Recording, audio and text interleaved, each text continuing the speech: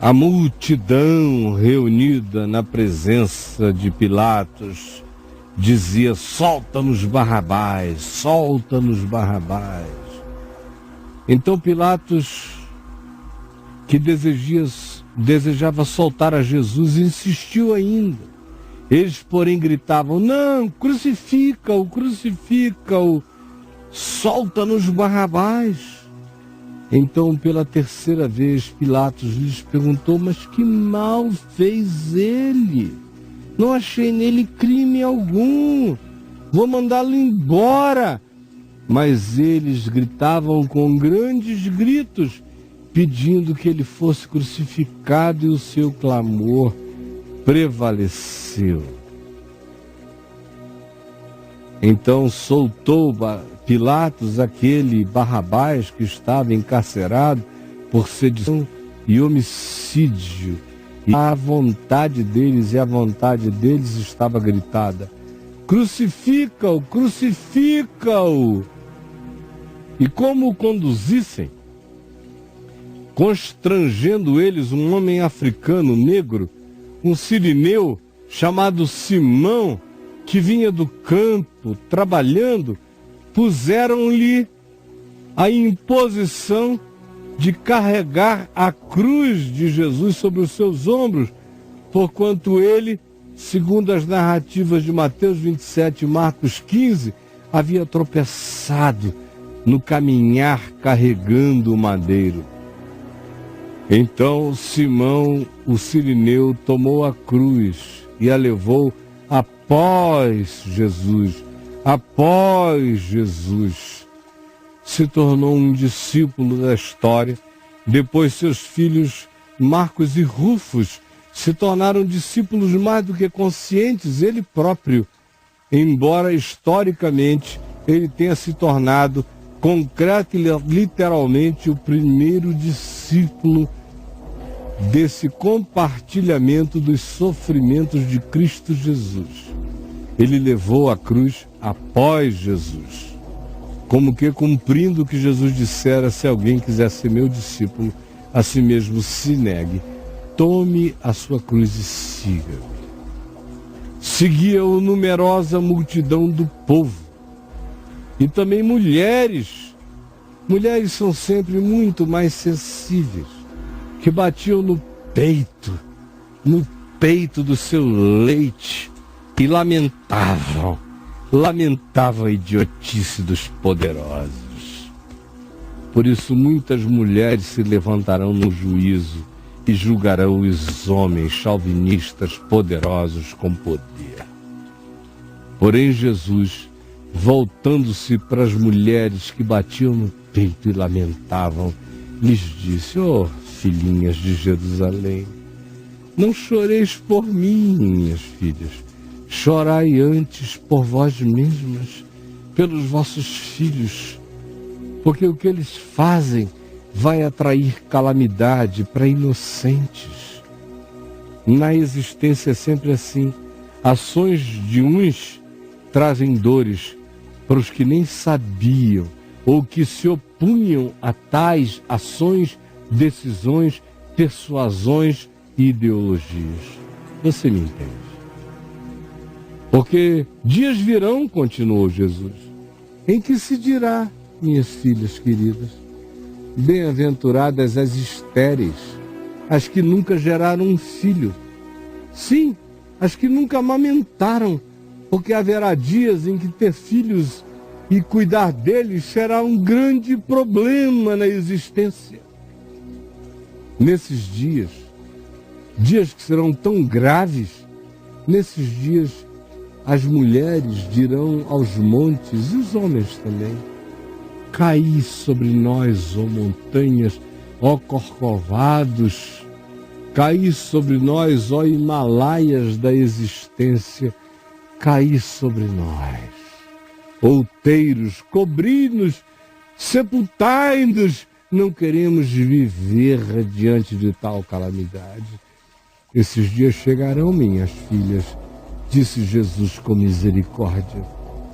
Lembrem-se, porque se nesse tempo do óbvio de curas, milagres, ressurreições, verdades puras e sinceras, faladas na cara deles. Eles fazem isto?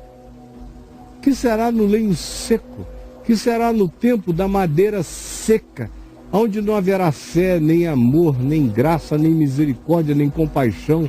Só haverá engano e mentira, só haverá desamor, só haverá desafetuamento. Nesses dias, o que vocês acham que acontecerá? Também eram levados com Jesus para serem crucificados outros 2 condenados. Eram malfeitores. Iriam ser executados com ele, do mesmo modo, tinham recebido a mesma sentença de morte. E quando chegaram ao lugar chamado Caveira, chamado Calvário, chamado Gólgota, ali o crucificaram. Era um lugar de execução, de pena de morte, bem como os 2 outros malfeitores, um à direita, outro à esquerda de Jesus. Contudo, Jesus dizia, e os malfeitores ouviam quando ele falava: Pai, perdoa-lhes, eles não sabem o que fazem. São alienados, cumprindo funcionalidades sobre as quais eles nem pensam. Então os soldados, repartindo as vestes de Jesus, lançaram sortes, cumprindo assim sem perceberem o Salmo 22, 8, que falava a respeito disto. O povo estava ali e a tudo observava. Também as autoridades zombavam. Autoridades aqui não eram nem Pilatos, nem a esposa, nem os romanos. Eram os líderes do templo, os teólogos, os exegetas, os capitães da guarda. Essas eram as autoridades que zombavam e diziam: idiota, salvou os outros, salvador de pobres, coxos, infelizes, tirou da morte. A si mesmo se salve então, se é de fato o Cristo de Deus, o escolhido. Vamos ver agora. Pedimos-lhe um sinal do céu, ele não nos deu.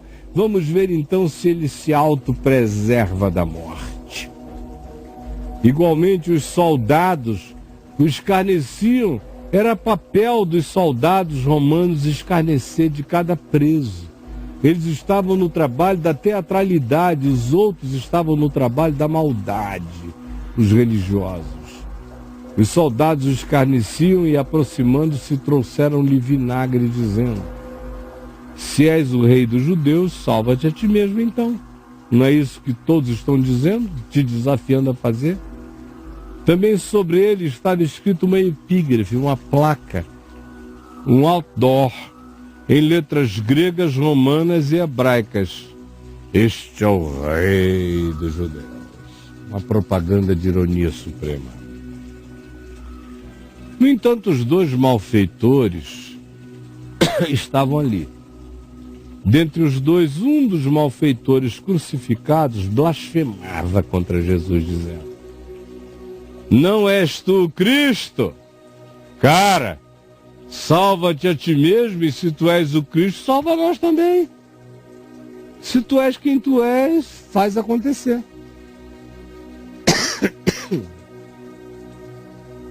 Respondendo-lhe, porém, o outro preso, o outro sentenciado, o outro morrente, repreendeu, dizendo: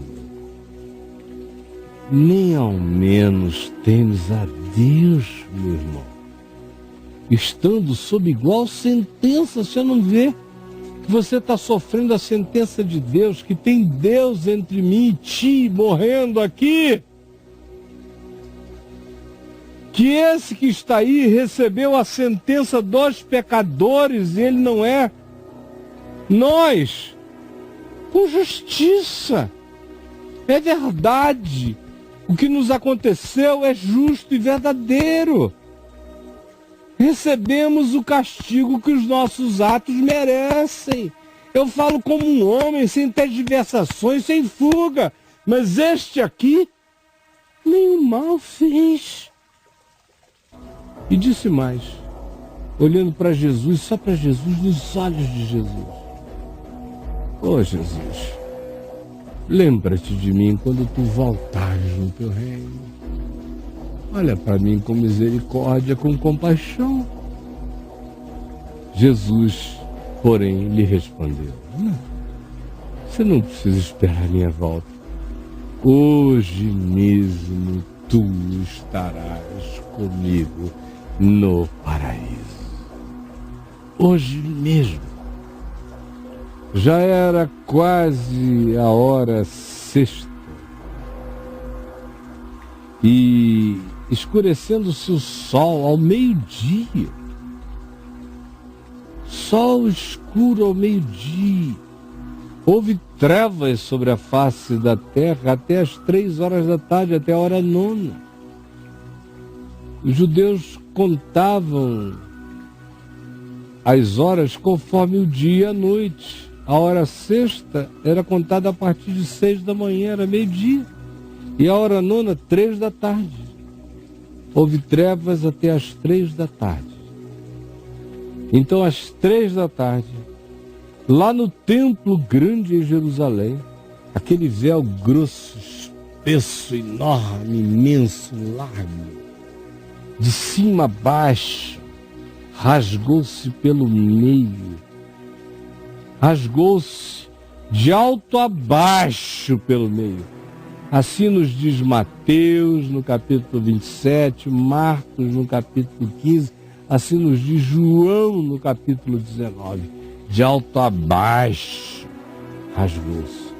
Então Jesus, no mesmo instante em que o véu que separava até onde os seres humanos poderiam chegar e o lugar inaproximável, que era o Santo dos Santos, que só era adentrado uma vez por ano pelo sumo sacerdote, não sem fazer antes confissão de todos os seus pecados, esse véu foi rasgado do céu para a terra, de alto a baixo, e acabou.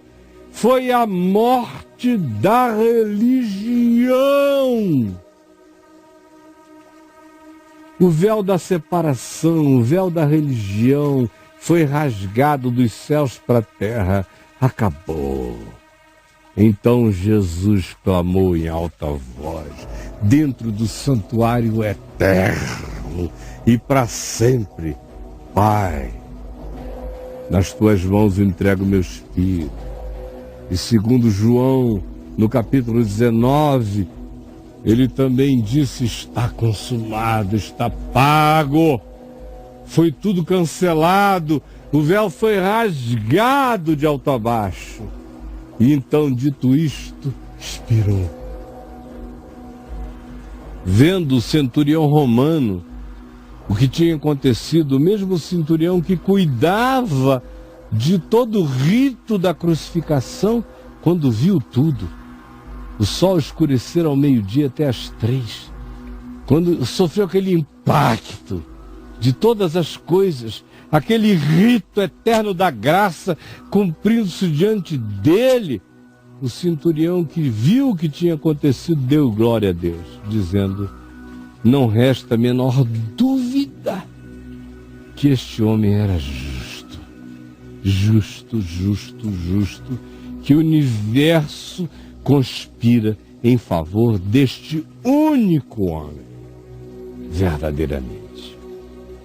E todas as multidões reunidas no Gólgota para este espetáculo, para este show, era um show. Era um show de desgraça. O que havia ali era a solidariedade mórbida de gente doente, nesse show, nesse espetáculo, neste coliseu do Gólgota. As multidões reunidas para este espetáculo, vendo o que havia acontecido, o sol escuro e tudo mais, retiraram-se a lamentar, batendo nos peitos. Que fizemos? Que idiotas que nós somos! O que nós realizamos?